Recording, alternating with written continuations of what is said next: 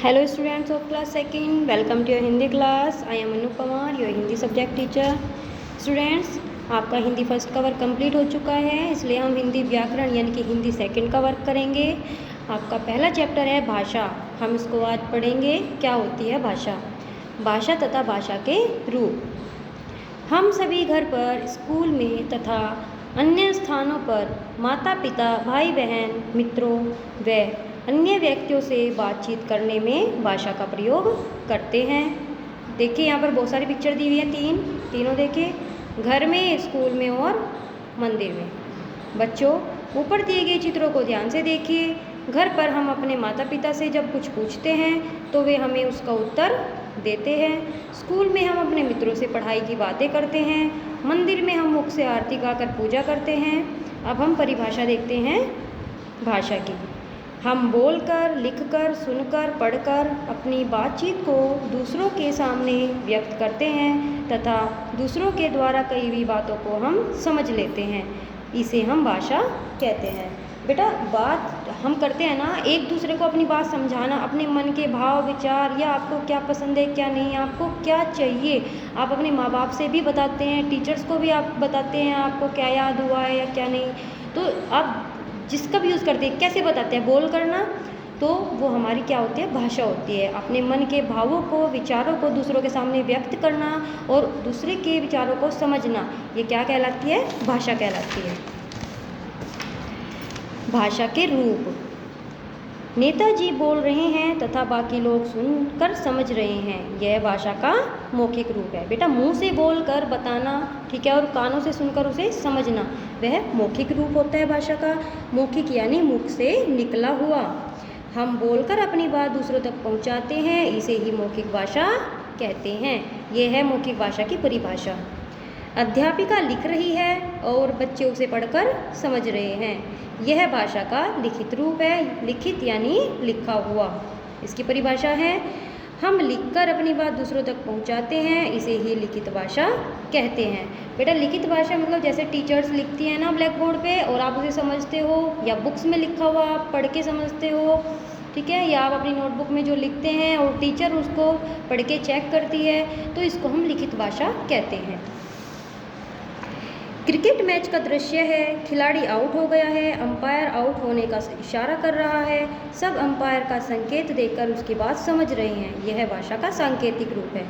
बेटा, जब कोई बात इशारे के द्वारा बताई जाती है तो उसे सांकेतिक भाषा कहते हैं। बिना बोले, बिना लिखे, ओनली इशारे से जब कोई बात बताई जाती है उसे सांकेतिक भाषा कहते हैं।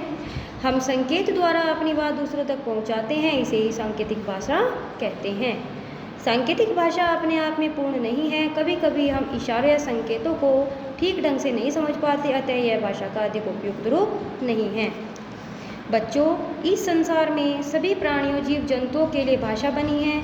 यदि मानव की एक भाषा है तो जीव जंतुओं की भी अपनी कुछ बोलियां हैं जो वे ही आपस में समझ सकते हैं।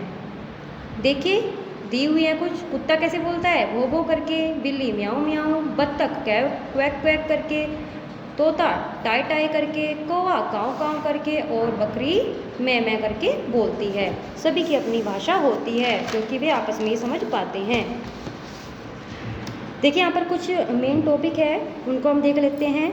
मन की बातों को दूसरों तक पहुँचाना और दूसरों की बातों को समझना भाषा के द्वारा ही संभव है। जब हम बोलकर अपनी बात को प्रकट करते हैं तो उसे मौखिक भाषा कहते हैं।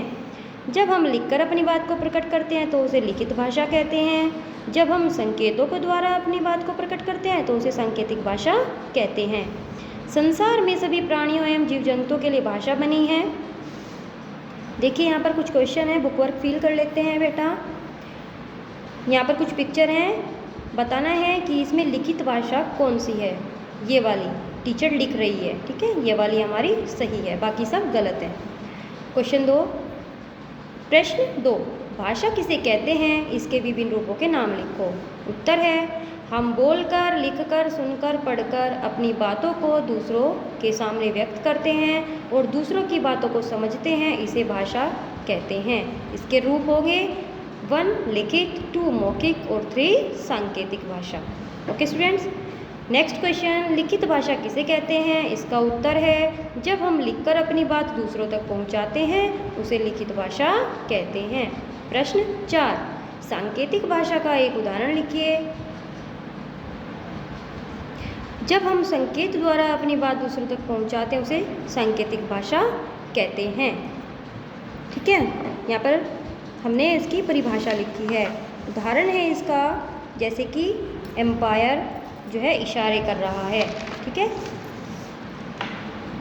ये देखिए मैचिंग करनी है, जैसे कि मैंने आपको बताया कि इनकी भाषा क्या है, आप इसको खुद से मैच करेंगे। ओके स्टूडेंट्स, यहाँ पर आपका पार्ट 1 जो है वो पूरा हो गया है, इसको आपको फिल करना है। अब मैं इसका कॉपी वर्क आपको एक्सप्लेन कर देती हूँ।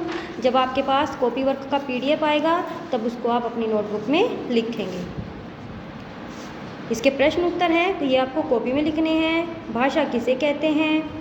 हम बोलकर, लिखकर, सुनकर तथा पढ़कर अपनी बातों को दूसरों के सामने व्यक्त करते हैं और दूसरों की बातों को समझते हैं, इसे भाषा कहते हैं। बेटा ये कॉपी वर्क मैं अभी एक्सप्लेन कर रही हूँ, आप वीडियो में समझ लेंगे और जब PDF में भेजूँगी ना तब भी आप इसको अपनी नोटबुक में लिखेंगे। कॉपी में भी लिखना है इसको। भाषा के कितने रूप हैं? भाषा के 3 रूप होते हैं, लिखित भाषा, मौखिक भाषा और सांकेतिक भाषा।